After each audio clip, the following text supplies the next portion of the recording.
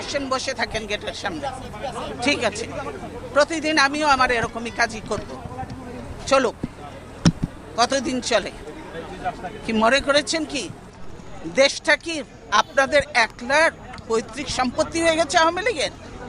যে গুন্ডা বাহিনী দিয়ে আমাদের প্রোগ্রাম বন্ধ করতে চান, পুলিশ বাহিনী দিয়ে প্রোগ্রাম বন্ধ করতে চান। সাহস থাকে কাউন্টার প্রোগ্রাম করে দেখাতেন, সাহস নেই। 10টা লোকও আসে না, ভাড়াটিয়া লোক ভাড়া করে ডিসিএসপি দিয়ে লোক আনায়, বুঝি এটা।